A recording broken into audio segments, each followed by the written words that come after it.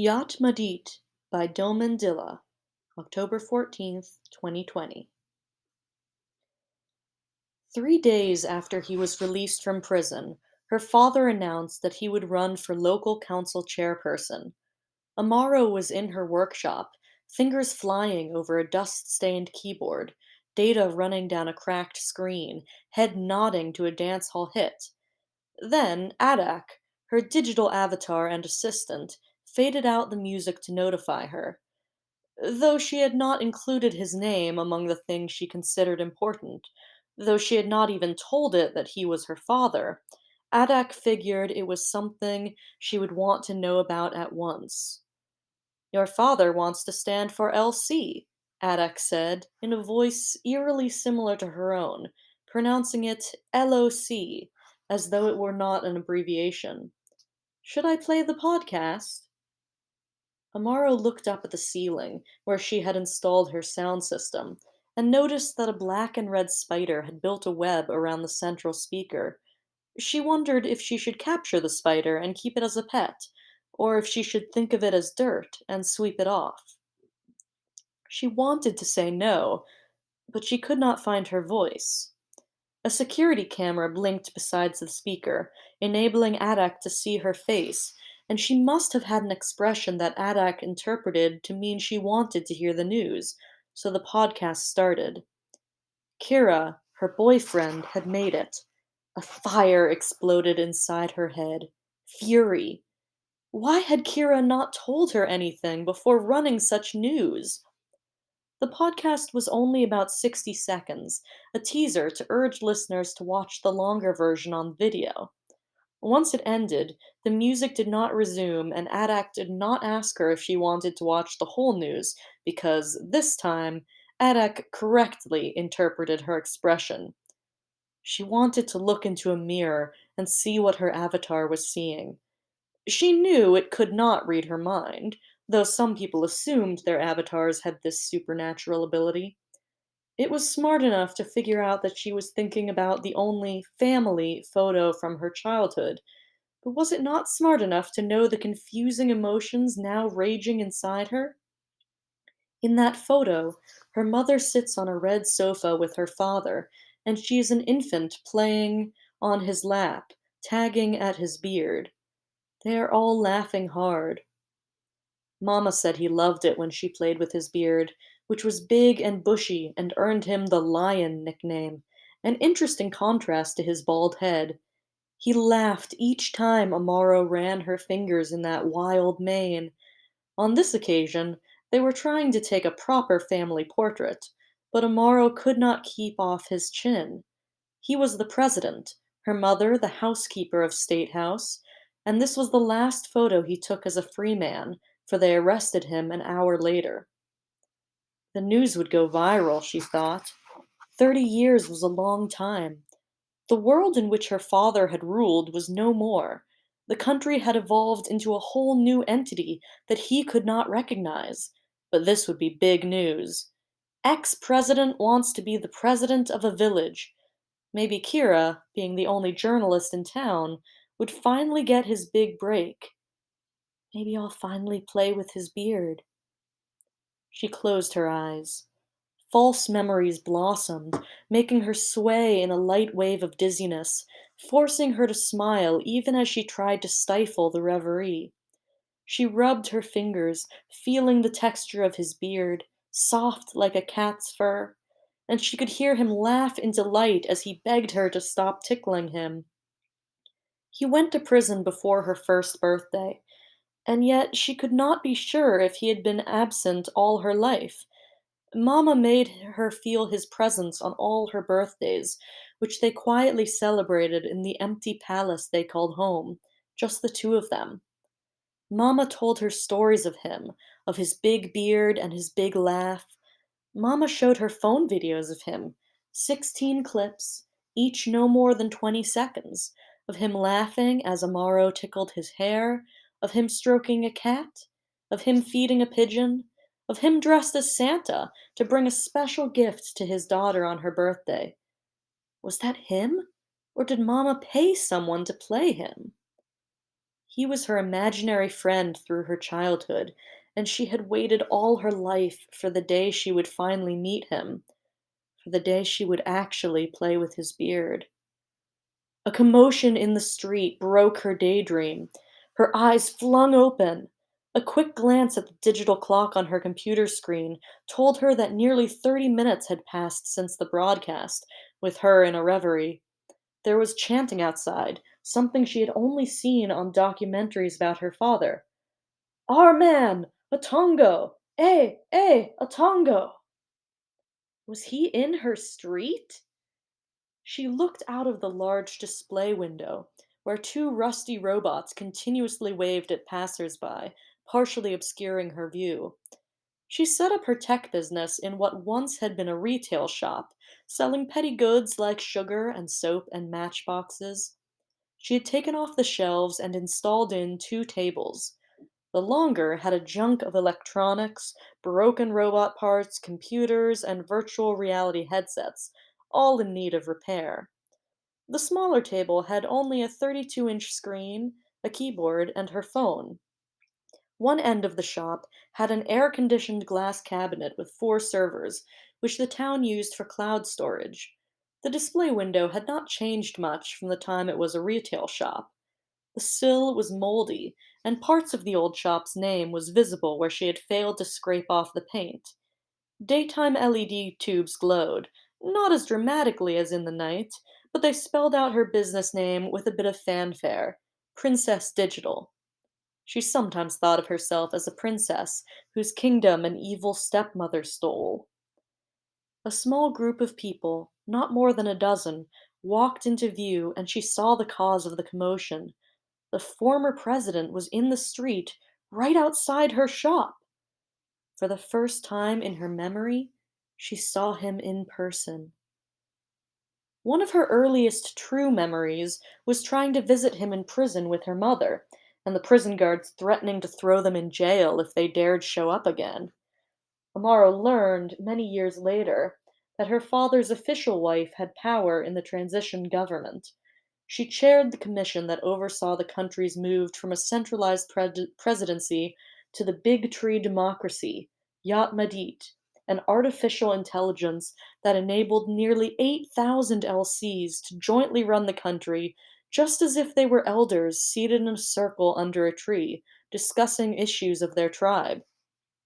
Rumor had it that she had orchestrated her husband's downfall, not for the good of the country, but in revenge for his philandering. So while he was in jail, she barred his concubines from seeing him. When she eventually lifted this ban, Amara was a teenager and afraid of meeting with her father. Now she saw him, and she did not know how to react. She recognized him only because he was the center of attention and they were chanting his name, for he was totally different from her childhood secret friend. He did not have a beard anymore.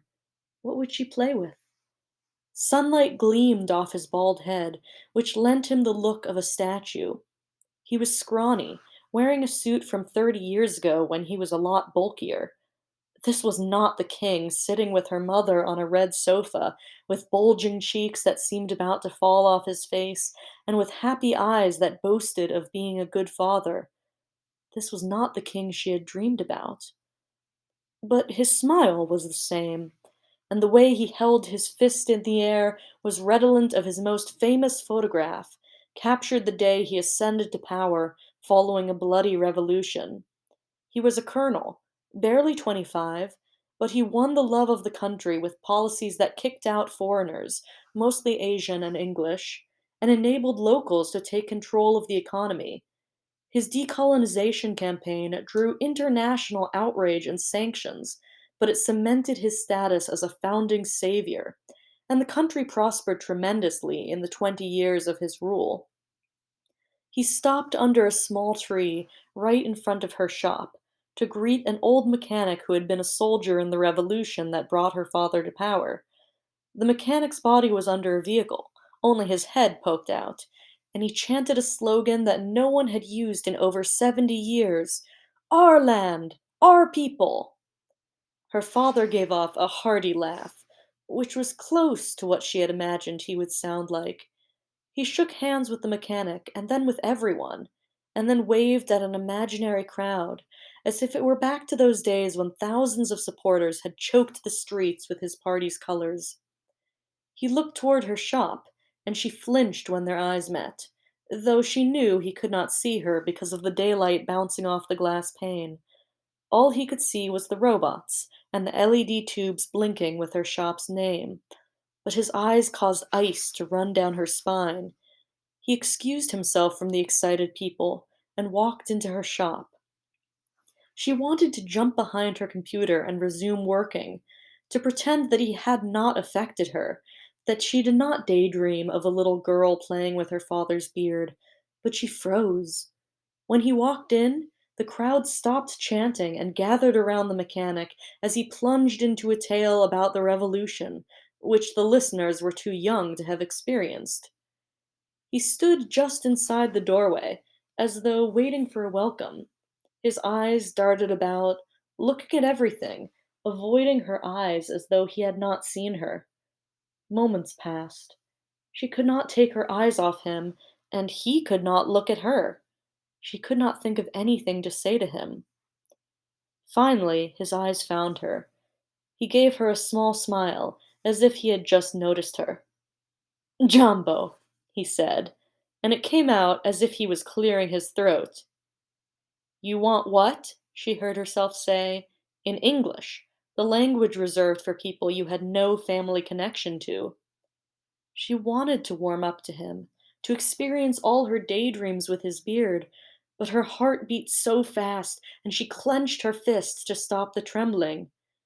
"I," he started, in Luo, and then stopped abruptly. She completed the line in her head. "I want to be your father. I want to make up for not being there. I want to apologize for—" So many things she wanted him to say. He cleared his throat and looked at his shoes, frowning at its shiny surface as though it had mud. Crocodile leather, she thought, studded with gold. Real gold. A shoe from before Yacht Madit. Her mother had saved it for him. He cut the image of a clumsy teenager gathering courage to tell a girl how much he loved her. She wanted to chuckle. "I'm running for LC," he finally said. He looked up at her and stared right into her eyes. "You can help me win." She laughed. "Me?" She wanted to respond in English, but it came out in Luo, and she hated herself for it. He glanced at her computer desk, at the broken electronic parts on the long table, at the servers blinking in the chilled case. He looked over his shoulder at the people outside, who had picked up a chant again. One beckoned to him, eager for him to finish whatever business brought him to the shop. Maybe they thought it would be like old times, when he bought booze and dished out pennies in exchange for votes. Maybe they were playing on his stupidity to get whatever money he had stashed away. "Let's talk somewhere private," he said, nodding toward the back room. He took out his phone and turned it off so that his avatar would not listen. "I'm busy," she said. He hesitated and then closed the door, muting the chanting, and someone outside groaned theatrically in disappointment. Her mouth opened to protest, yet she was intrigued. A part of her hoped his beard would appear, magically, and this sculpture of a dictator would transform into the father of her dreams, the secret friend in her childhood. He walked to the back door and stopped for her to open it, though it was unlocked. She sighed. She glanced at her phone on the table, wondering if she should bring it along to listen to whatever he had to say, but she decided it might be best to talk in privacy. She led him into the back room. It was dark. She threw open the wooden shutters of the only window, and a strong beam of sunlight flowed in to illuminate the room. A red sofa took up most of the space that the bed had failed to eat up.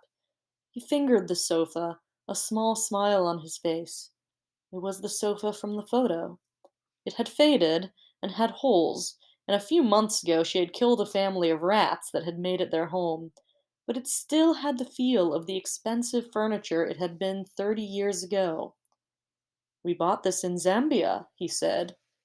"Your mother wanted a unique gift for our family." A pink curtain cordoned off the bedroom half of the room. Amaro drew it and sat on the edge of the bed. He looked at the sofa, hesitant, maybe wondering what had happened to it that it looked so miserable, maybe afraid that it would soil his suit. Like the shoes, her mother had kept it for him all these years, and now it hung loose on his body, almost as if it were a gown. Finally, he spread a hanky before sitting. Even then, he sat with care, as though the sofa would collapse under his weight. "Do you like it here?" he said. His mother lived in the only palace that the courts had failed to take away from him. He had put it in her name a few months before his downfall, shortly after Amaro's birth, and she had documents that proved she had legally bought it from the state. Far from the glamour of its heydays, without any servant to keep up its glory, Mama had done good to keep it homely, awaiting his return. Amaro had at first loved the palace. As a little girl, the many empty rooms were her playground, and they became her party ground when the teenage taste of alcohol and ganja overwhelmed her. Then, when she was about 15, she discovered a secret door to a basement, where she found someone's finger buried in the dust on the floor. Mama could not explain the finger. Amaro then began to study the history of her country, and the image of her father, the king who let a little girl play with his beard, vanished. She began to see ghosts in the house. Security operatives had once used it as a safe house. Many opposition politicians had died in those rooms. Some nights she thought she could hear them scream. And now, in her nightmares, she plays with a severed hand, using it to comb her father's beard. She never told her mother why she moved out. "You have a few minutes," she said. "I have work." He gave her a smile. "Princess Digital is a fine name," he said.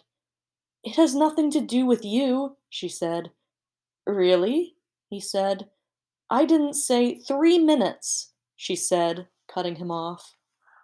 He was quiet for a moment, as if he wanted to press the issue. Then he let out a sigh that she barely heard. "Why won't you talk to your mother?" he said. Her throat tightened. Her fingers dug into her knees, and she bit her lips tight to stop herself from screaming at him. She had never understood why her mother stayed in love with him, why she kept his suits neatly packed in a wardrobe awaiting his return. She had read about the many women he raped, the many children he fathered in violence, and she wondered if she belonged to those statistics, if his relationship with Mama had started with a rape. Why does Mama still love him? At some point, it occurred to her that Mama might have had a hand in his affairs, for nothing else could explain how she, out of all the concubines, got a palace. Once this came to Amaro, she fled from her mother. They had not seen each other in over 2 years, though they lived in the same small town. Amaro had wanted to move to a big city, but stayed, for deep down she loved her mother. Deep down she hoped her father was the man who laughed heartily when a little girl played with his beard, the great leader who dragged his country out of the chains of poverty and neocolonialism, and not the monster in history books. Deep down, she hoped that one day Mama would explain it all, and everything would be all right. 2 minutes, she said. The ex-president stared at her for a long time, so long that she thought he would not respond. Something twinkled in his eyes, and she wondered if it was unshed tears. She wondered if this was the face of an old man who had lost everything, who was trying to win over the only child he had with a woman who stayed in love with him all these years. "Back then," he finally said, "I'd organize rallies, print posters and T-shirts." "You killed your opponents," she said, interrupting him. She was surprised that it came out as if she was commenting on the color of his suit. He frowned. His lips trembled as he struggled for a reply. He fixed his eyes on his shoes, which gleamed in the semi-darkness like the skin of a monster. They used me. His voice cracked, and she wanted to give him a glass of water. She hated herself for even thinking of it. I'm supposed to hate him, she thought. Those who were eating, he continued through his teeth. They did things to keep me in power, but when things turned bad, they sacrificed me and continued eating. He fell quiet, and she thought that the tears would finally roll down his cheeks. Your big mother. He tried to continue, but the words choked him, and he bit his lips tight, and she knew he was struggling to contain the tears. She wondered if he was putting up a show. Her big mother, the ex-first lady, had come off as an angel who had saved the country from a revolutionary turned dictator, who had mothered a nation that did not need an individual ruler or a central government. But some people had claimed she was a hypocrite, an opportunist. I always wanted to be a leader, he said. It's the only thing I know. Madit is not the type of leadership you know, she said. That's why I want to serve again, he said, his voice growing stronger a little. He finally looked up at her, eyes wet. To redeem myself. If I serve in such an incorruptible system, I'll make peace with the ancestors by proving I'm the good leader I was born to be. I'll rest in peace when the time comes, and you can help me. Please, help me. She sucked her teeth in contempt, seeing what help he wanted. She imagined the ballot paper system of his time was like a piggy bank, which they broke to determine the next ruler. And he probably thought that avatars were digital versions of paper ballots, and Yatmadit was the piggy bank. Being the only cloud business in town, everyone subscribed to her service, and so she had direct access to the avatar of every voter. You want me to corrupt avatars to vote for you? She said. No, he said. His voice had a tone she could not place. Genuine shock? Of course not. That's impossible. I've been away all these years, but I know that Yatmadit is conscious and self-learning and ever-evolving, and it uses a language that no one can comprehend, and so it is beyond human manipulation. I know all that. It's impossible. He paused, as if the idea had just occurred to him, a puzzled look on his face. Is it possible? Yatmadit is no piggy bank, she said. Huh? He said. Your time is almost up. I'm trying to understand, he cut in. Piggy bank? And after a moment he seemed to figure it out. Oh, you mean the way we used to put ballots in those boxes? Ah, I know. Yatmadit doesn't even exist on a single server, and that every citizen's gadget is a Yatmadit server, so it can't be like our ballot boxes. Yes, I know all. If you have nothing else to say, she said, interrupting him, I have work. Look, I know how Yatmadit works, okay? I'll be just one of 8,000 joint presidents, and Yatmadit will coordinate us to rule efficiently. It will advise us and check all our decisions to ensure we work for the people. I know all that, and I know that avatars turn every citizen into a parliamentarian in my old system, so there is no room for corruption in Yatmadit. No room at all. How can I? You waste your time trying to convince me, she said. The avatars, he said. I'm not asking you to corrupt them, but there has to be a way. Maybe you can, I don't know, advertise to them? She did not have the energy to explain that Yatmadit automatically deleted political adverts, so he rattled on. You can make them convince their humans that I'm the person for this job, and since everyone relies on them for governance decisions, look, I have some savings. I could have gone to a big city techie and used other means to target voters, but I ask you because you are. He paused, and she could see he was considering the next words carefully. My daughter. You are not my father, she retorted. It came out so quickly, so fluid, that it surprised her, and she wondered if she had been aching to say those words all her life. He was quiet for a long moment, eyes fixed on her, unblinking, and finally she saw something shiny run down his cheeks. In the dim light, it looked like clear milk. "I want to be," he said. "Time up," she said, breathless, jumping to her feet. He remained on the sofa a few moments longer, and then with a sigh he stood up.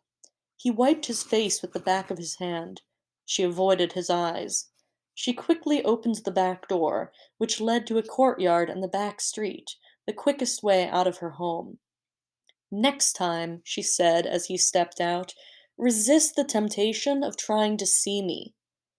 He stood just outside her door, mouth slightly open. The wrinkles on his face seemed to move in sync with the pain of rejection that she imagined whirled in his head. She closed the door, but she knew that the look on his face would haunt her dreams. She waited to hear him leave. An eternity passed. She feared he would stay outside her door for the rest of his life, begging to be let in. Then his shoes clicked on the veranda, and his feet-falls echoed away.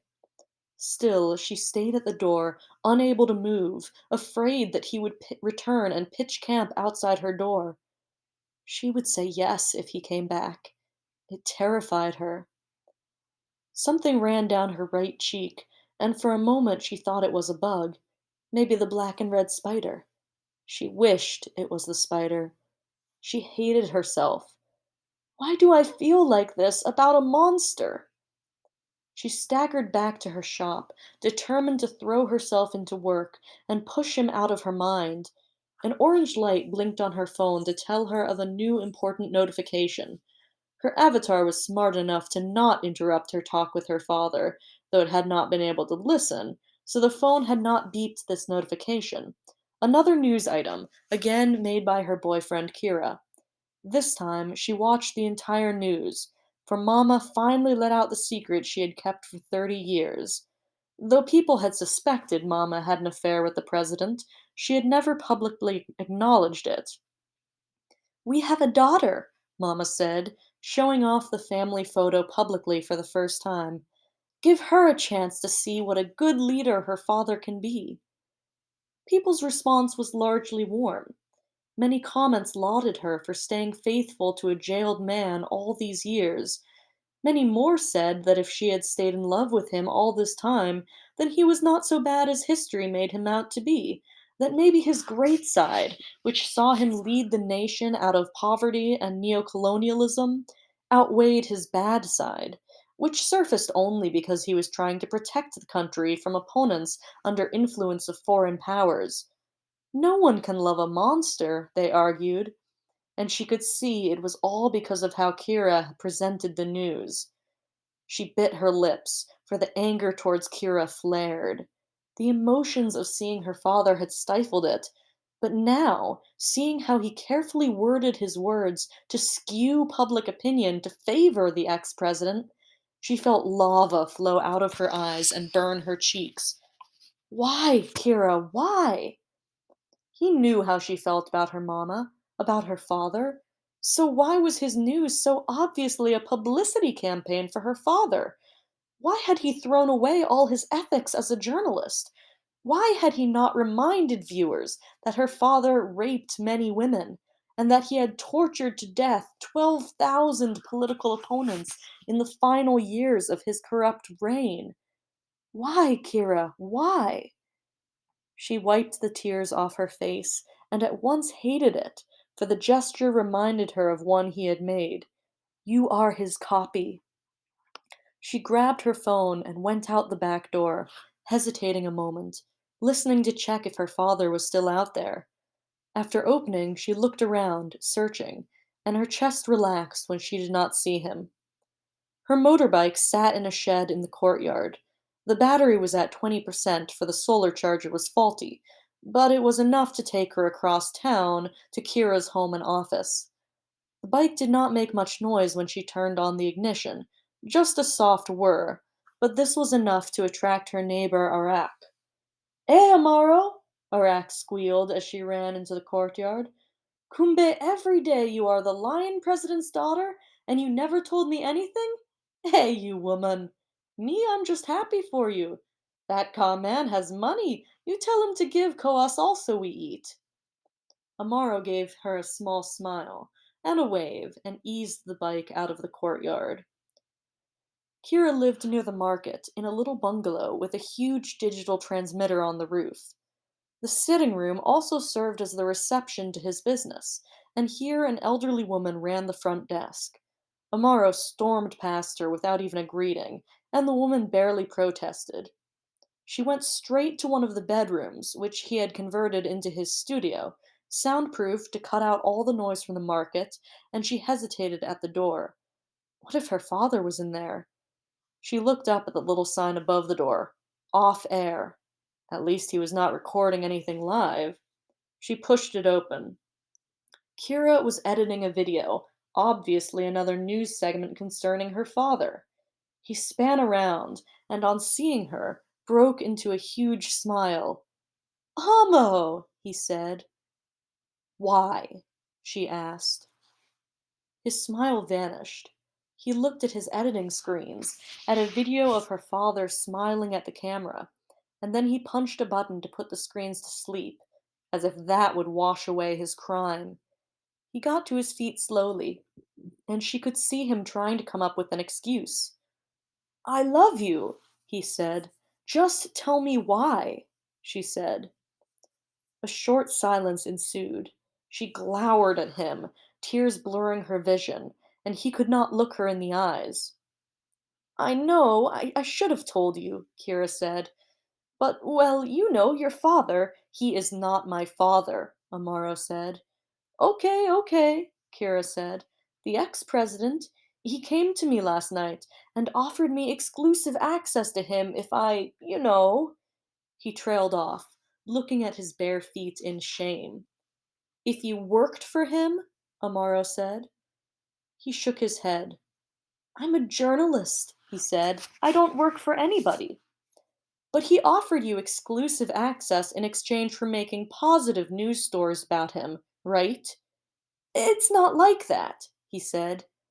You can't see that he has corrupted you? No, he said, finally looked up at her. I'm a journalist. I can't be corrupted. He will win because of you, and then he will corrupt Madit. He laughed. You of all people should know that Madit is incorruptible. It's not like he'll be the president of the entire country like in those days, so how will he corrupt the system? He'll govern just one of the 9 villages in our small town, just one of 7,910 villages in the country, and every village is a semi-autonomous state, so he won't have any political influence beyond his village, so you have nothing to fear in him as LC. She shook her head. Yatmadit listens to us, she said. Yes, he said, that's the beauty of it, because everyone has a voice and everyone has power to influence the state. So your father, he's not my father, she hissed. Finally, he caught her eyes. I love you, Amo, he said. I want to marry you. We are going to be family, and I believe we should support. He corrupted you, she said, cutting him short. You are too eager for national to success to see that he corrupted you, and if he becomes LC, he'll corrupt everybody. And then Yatmadit will start to listen to corrupt people, and to people who rape women and murder 12,000 opponents. It will be the end of our democracy. He looked at her with slightly wider eyes. As she could see, he now understood her point of view. He sunk back into his chair, as if his legs could not support him any more. That's not corruption, he said, in a small voice that amplified his shame. Goodbye, she said. It's been a good 4 years together. He looked up sharply. What are you saying? There was fear in his voice. She did not say anything as she walked out of his studio. Back in her workshop, she took out her phone and saw a lot of notifications, mostly people contacting her about her mother's revelation. She hit the big red X to delete all. Then she instructed Adak to mute her mama, her father, and Kira. Then she tapped on Yatmadit's icon, and the Civic app filled her screen with a liquid sound. Its homepage showed the trending topics. Though he had announced his candidature only about 2 hours ago, he was number one in her town. He had dislodged discussion about a bridge that had collapsed the previous day and cut the town off, causing enormous losses to businesses. In the national tab, he was number three, having dislodged a bill on decriminalizing suicide attempts. His village's election meter ranked him as favorite to win, based on comments and reactions to his decision and to her mother's announcement. She tapped on the Bills and Laws tab and clicked on Propose New Law. Adak initiated a camera and she spoke into it. Adak would transcribe her speech and translate it into all languages, including sign language. Yatmadit is a fundamental pillar of our society, she began, and yet it is fragile. It has a huge weakness. It relies on us. Avatars listen to us. They learn what we like and understand our views, and then feed this to Yatmadit, which uses this data to approve LC decisions, to advise LCs, and to help draw policies. We think it's intelligent enough to tell good from evil and to uphold human rights. But remember that some of us can't enjoy our rights because a majority think we should not. Our gay friends can't inherit ancestral property because we insist that ancestral spirits only reincarnate through traditional means of conception. So, what will happen if, my father, she almost said, if the former tyrant holds office? Might he influence a majority to condone corruption and ideologies of past systems where a select few enjoyed wealth and power? Might these people not in turn sway Yatmadit to their thinking? Before we know it, Yatmadit would okay decisions that stink of corruption and nepotism and tyranny and raping women and murdering 12,000 political opponents. So I propose a new law. Anyone who has been convicted of corruption or of crimes related to abuse of power should not be allowed to hold any public office. She hit the publish button and put down her phone, aware that her proposal would trend within minutes. First, Yatmadit would show it to her village folk and urge them to take action within the day because elections were due in 3 weeks. It would not leave the decision making to avatars because it was a major law and because she had pointed out a weakness in the system. Everyone's gadget would freeze until they had debated the bill and made a decision. Then, if the village voted it into law, Yatmadit would upscale it to town level, then to national level, once again ensuring every adult takes immediate action. Yatmadit would append essential metadata to her proposal, that she argued from an expert's perspective as a data engineer, and that she was the daughter of the ex-president. She closed her eyes tight, and again saw the last look on her father's face, and she let the tears flow out again, and she wished she could unlearn everything she had learned about him after finding that finger in the basement. She wished she could live forever in her false memories of him, where he was just a king who allowed a little girl to play with his big beard.